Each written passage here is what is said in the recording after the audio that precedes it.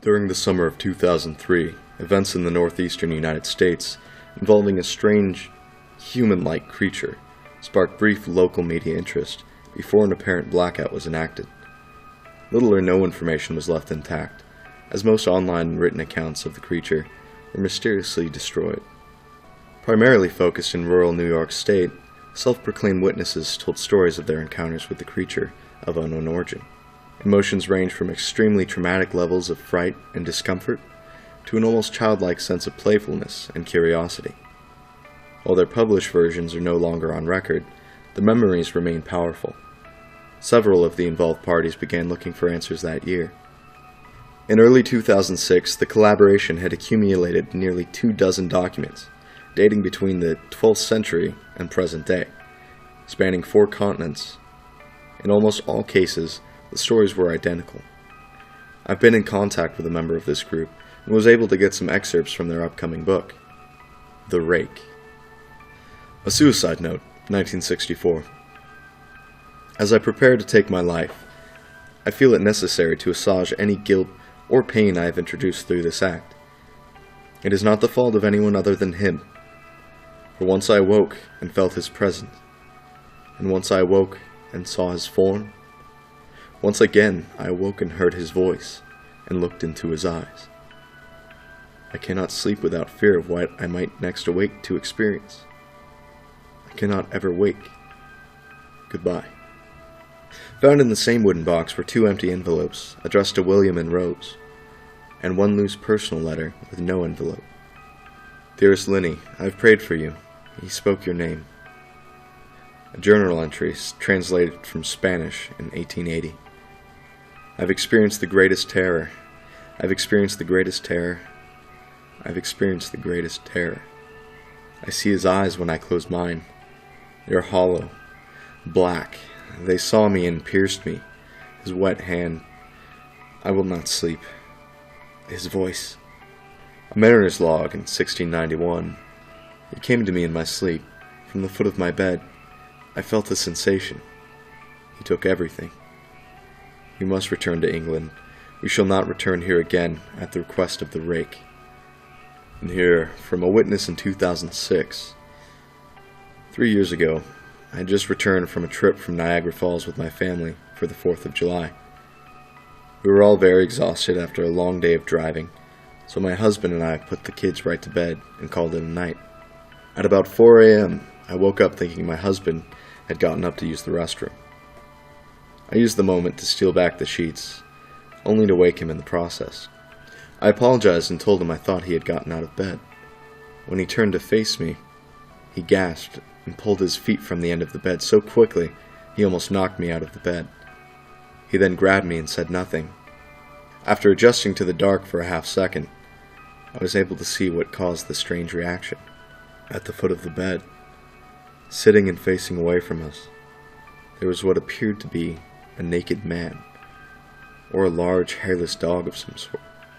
Its body position was disturbing and unnatural, as if it had been hit by a car or something.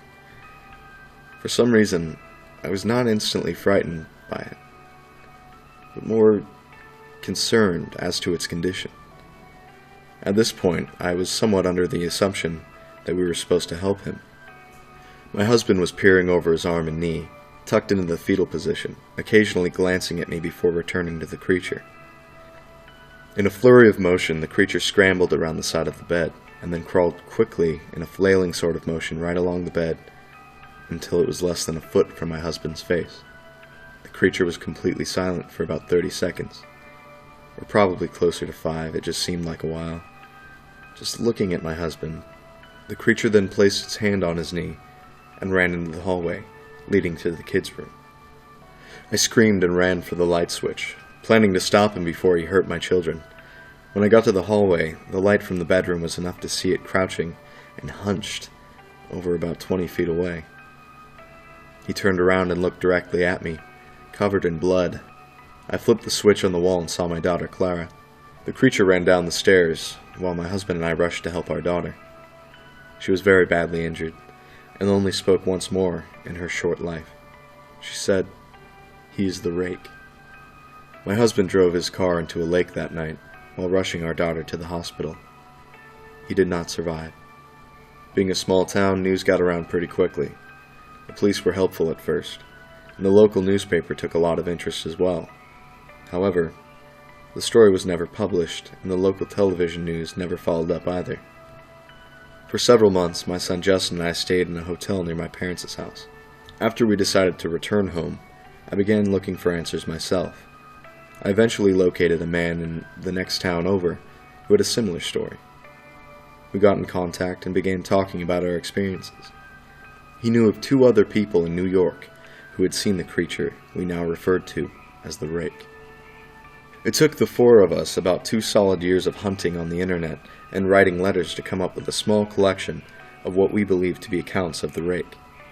None of them gave any details, history, or follow-up. One journal had an entry involving the creature in the first 3 pages, and never mentioned it again. A ship's log explained nothing of the encounter, saying only that they were told to leave by the Rake. That was the last entry in the log. There were, however, many instances where the creature's visit was one of a series of visits with the same person. Multiple people also mentioned being spoken to, my daughter included. This led us to wonder if the Rake had visited any of us before our last encounter. I set up a digital recorder near my bed and left it running all night, every night, for 2 weeks. I would tediously scan through the sounds of me rolling around in my bed each day when I woke up. By the end of the 2nd week, I was quite used to the occasional sound of sleep while blurring through the recording at 8 times the normal speed. This still took almost an hour every day. On the first day of the 3rd week, I thought I heard something different. What I found was a shrill voice. It was the Rake. I can't listen to it long enough to even begin to transcribe it. I haven't let anyone listen to it yet.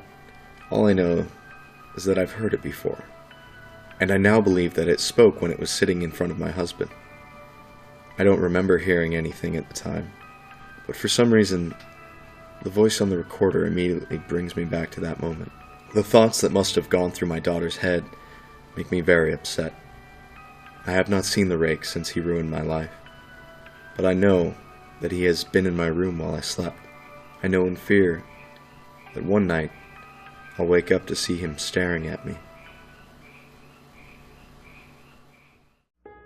Good night.